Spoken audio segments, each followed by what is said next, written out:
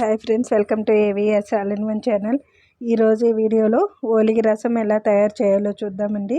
మనమైతే ఒబ్బట్లు లేకపోతే ఓలిగలు అనేటివి చేసుకుంటాం కదా, భక్ష్యాలు అనేటివి. అందులో ఉన్న రసంతో మనమైతే టేస్టీగా రసం ఎలా తయారు చేసుకోవాలనేది ఈ వీడియోలో అయితే చూద్దామండి. ఈ వీడియో అయితే ఫస్ట్ లైక్ చేసి షేర్ చేయండి. అలానే ఈ వీడియోని అయితే లాస్ట్ వరకు చూడండి. ముందుగా నేనైతే ఒక నిమ్మ సైజు అంత చింతపండుని నానబెట్టుకున్నానండి. ముందుగానే ఇదైతే నానబెట్టుకోవాలి.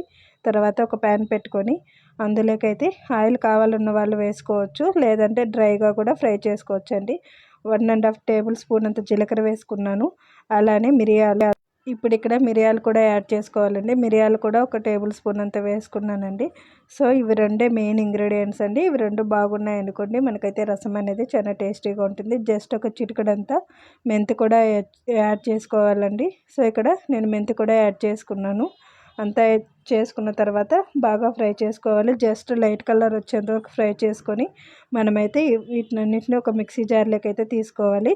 తీసుకున్న తర్వాత కొంచెం సేపు చల్లారిన తర్వాత బాగా స్మూత్గా అనేది రుబ్బుకోవాలండి. ఇందులోకి కొంచెం పసుపు యాడ్ చేసుకొని పౌడర్ చేసుకున్నాం అనుకోండి, రసం పౌడర్ అనేది రెడీ అయిపోతుంది. సో ఇప్పుడైతే మనము ఇందులోకి కొంచెం ధనియాల పిండి కూడా యాడ్ చేస్తున్నాను. 1 టేబుల్ స్పూన్ అంత ధనియాల పిండి కూడా వేసుకున్నానండి. ధనియాల పిండి తర్వాత కొంచెం కారం పొడి కూడా వేసుకోవాలి. ఇక్కడ కారం పొడి అనేది మిరియాల పొడి వేసుకున్నాం కాబట్టి దాన్ని బట్టి మీరు కారం పొడి అనేది కూడా వేసుకోండి. ఎక్కువ కారం వేసుకోకండి, ఎందుకంటే మిరియాల ఘాటు అనేది ఉంటుంది కాబట్టి జస్ట్ 1/2 టేబుల్ స్పూన్ అంత కారం పొడి వేసుకుంటే చాలు. ఇదైతే ముందుగా తీసి పెట్టుకున్న పప్పు అండి. మనమైతే కందిపప్పు అనేది ఉడికించుకున్నాం కదా, అది 1 కప్పు అయితే నేను సపరేట్గా తీసి పెట్టుకున్నాను. ఇందులోకి కొంచెం అంతా ఆనియన్ అలానే వెల్లుల్లి కూడా వేసుకోవాలి. ఇది కూడా మెయిన్ ఇంగ్రీడియంట్ అండి రసానికి. సో ఇవంతా మనమైతే మిక్సీ జార్లో స్మూత్గా అనేది రుబ్బుకొని పెట్టుకోవాలండి.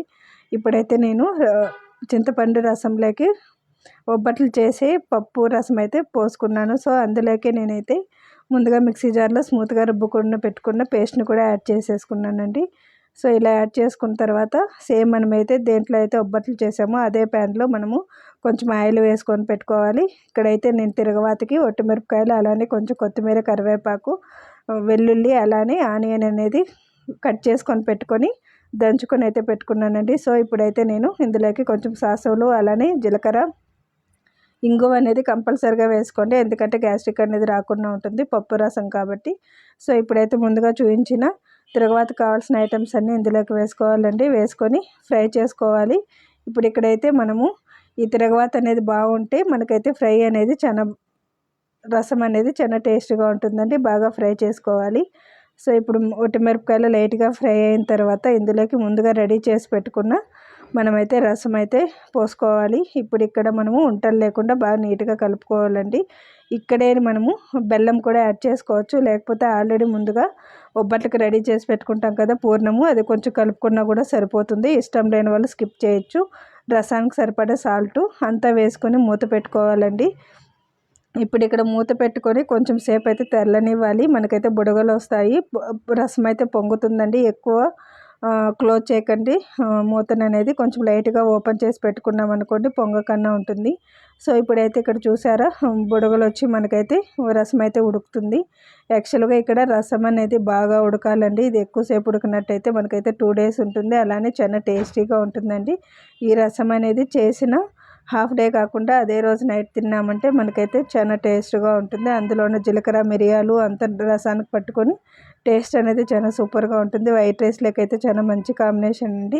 సో చూసారా ఫైనల్గా రసం అనేది ఇలా తెరలాలండి. ఇలా తెరిలిన తర్వాతే మనమైతే స్విచ్ ఆఫ్ చేసుకోవాలి, అంటే గ్యాస్ని అయితే ఆఫ్ చేసుకోవాలండి. సో ఫైనల్గా మనకైతే రసం అయితే రెడీ అయిందండి. ఈ వీడియో కనుక నచ్చినట్టయితే లైక్, షేర్ అండ్ సబ్స్క్రైబ్ చేయండి. కొత్తగా చూసేవాళ్ళు మా ఛానల్ సబ్స్క్రైబ్ చేసి మీ ఫ్యామిలీ మెంబర్స్కి అయితే షేర్